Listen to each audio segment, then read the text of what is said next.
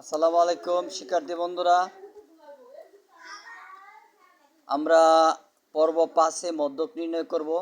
দেখো, মধ্যক নির্ণয় করার জন্য এখানে একটা উপাত্ত দেওয়া আছে, শ্রেণীব্যাপ্তি গণসংখ্যা। প্রশ্নের মধ্যে এই দুইটা গড়ই দেওয়া থাকবে, ক্রমযুক্ত দেওয়া থাকবে না। ক্রমযুক্ত সংখ্যার গড়টি করা এবং অঙ্ক করে রাখার উদ্দেশ্য হলো সময়কে বাঁচানোর জন্য। এই জন্য এখন দেখো, মধ্যক যখন তুমি কোনো অঙ্কে দেখবে যে মধ্যক করতে হবে, মধ্যক নির্ণয় করতে হবে, মধ্যক শ্রেণী বের করতে হবে, মধ্যক শ্রেণী নিম্ন সীমা, অর্থাৎ মধ্যক লেখা দেখলেই তোমার ক্রমযুক্ত গণসংখ্যা সারণী লাগবে। এই জন্য তুমি উপরে লিখে রাখবে যে মধ্যক নির্ণয়ের সারণী তৈরি করা হলো, অথবা ক্রমযুক্ত গণসংখ্যা সারণী তৈরি করো, এই কথাটা লিখবে। লিখে তারপর তুমি এই দুইটা গড় যে দেখতেছ, এই যে শ্রেণীব্যাপ্তি এবং গণসংখ্যা, এটা তো তোমার প্রশ্নের মধ্যে দেওয়া থাকবে, দেখে দেখে লিখবে। আর এই ক্রমযুক্ত গণসংখ্যা তোমার এভাবে করবে। আমাদের পর্ব 2-1-এ মনে হয় বা 3-এ এরকম ক্রমযুক্ত গণসংখ্যা করার নিয়ম দেখানো আছে। আবার দেখাচ্ছি, দেখো, প্রথম সংখ্যা গণসংখ্যা যা আছে তাই থাকবে, তার সাথে পরবর্তী গণসংখ্যা যোগ করবে। 10 আর 15 যোগ করলে কত? 25। 25 সাথে পরবর্তী গণসংখ্যা যোগ 41, 41 সাথে পরবর্তী গণসংখ্যা যোগ 46, 46 সাথে পরবর্তী গণসংখ্যা 4 যোগ 50, মোট গণসংখ্যা 50।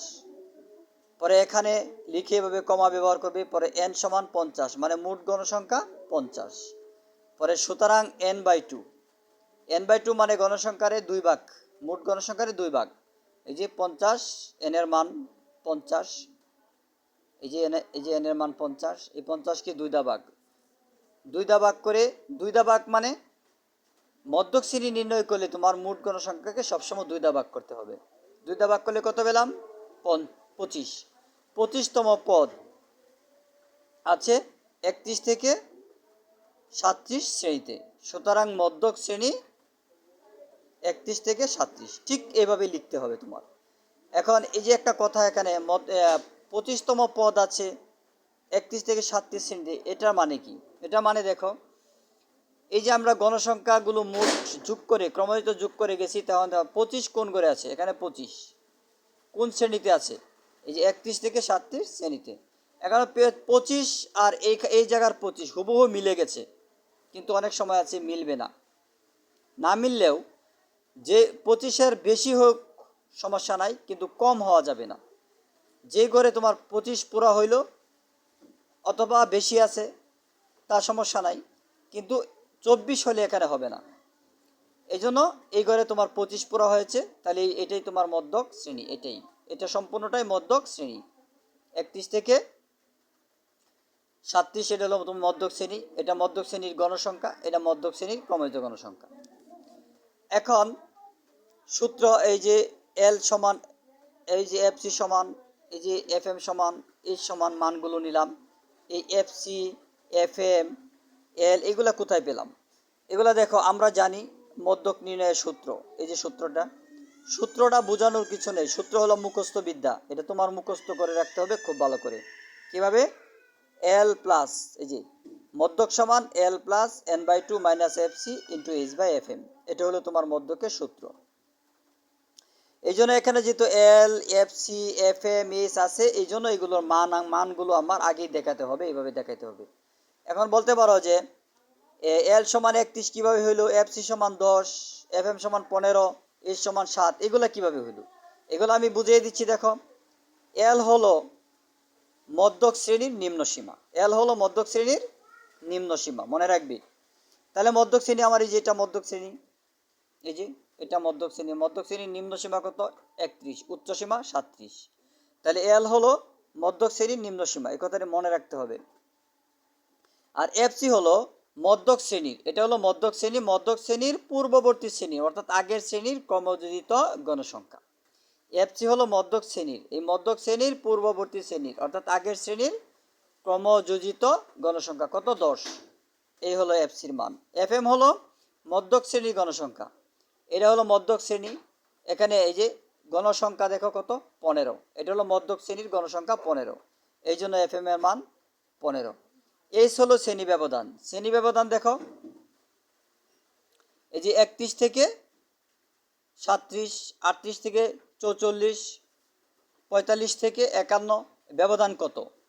এখন 31 থেকে গণ, এই যে এভাবে গণ, 31, 32, 33, 34, 35, 36, 37, এই যে 37, কয় গিরো করলাম? 7 গিরো। তাহলে ব্যবধান হলো তোমার 7। 31 নিয়ে গণতে হবে, কারণ এই শ্রেণী ব্যবধান বার করার জন্য আমাদের এই পরিসংখ্যানের পর্ব 1, 2 দেখবে কি নিয়মে ব্যবধান বার করতে হয়, দেখলেই তুমি বুঝতে পারবে, আরও ক্লিয়ার হয়ে যাবে। তো এই আমরা শ্রেণী ব্যবধান কত পাইলাম? 7। এই জন্য এইচের মান এই যে 7। এখন দেখো, এই যে আমরা জানি সূত্রটা ব্যবহার করো, আমরা জানি মধ্যক সমান সূত্রটা L plus N/2 minus FC into H/FM। এখন যার মান বসাও, এই যে L এর মান 31, এই যে L এর মান 31, পরে N/2 25 কেমনে হইলো? এই দেখো, এই যে N/2 মান এই যে কত পাইলাম? 25। এই 25 হলো N/2 মান। FC হলো 10, এই যে দেখো FCর মান 10, এই যে 10 লিখলাম। পরে আবার এই যে FM 15, এই যে FM এর মান এই যে 15, আর এই যে H এর মান 7, ওই যে H এর মান 7, এই যে 7। এখন 25 থেকে 10 বিয়োগ করলে কত থাকে? 15। আর এটা এই সংখ্যাটা যেমনি আছে ঠিক এভাবেই। এখন উপরে নিচে গুণ করার সময়, গুণ ভাগের সময় যদি উপরে নিচে মিলে যায়, গুণের সময় যদি উপরে নিচে মিলে যায় তাহলে কাটা। 15 মিলে গেছে, কাটা গেল। তাহলে শুধু আছে কত? 7, এই যে 7। আর 31, এই যে প্লাস 31 প্লাস, আর এখানে আছে 7, আর এটা তো কাটাই গেছে। পরে এই দুইটা যোগ করলাম, কত হলো? 38। এটাই উত্তর। 38 হলো তোমার মধ্যক।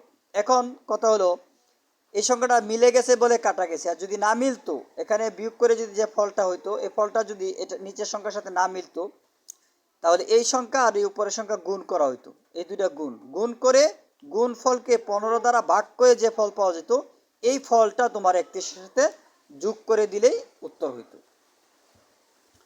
এই হলো আমাদের মধ্যক নির্ণয়ের নিয়ম। প্রত্যেকটা ভিডিও এভাবে ধারাবাহিকভাবে দেওয়া থাকবে। প্রতিদিনই এভাবে ভিডিও তুমি পাবে, একটার পর একটা প্রতিদিনই পাবে। দেখবে সবগুলো, তাহলে তোমার পরিসংখ্যানে কোনো সমস্যা থাকবে না ইনশাআল্লাহ। খুদা হাফেজ।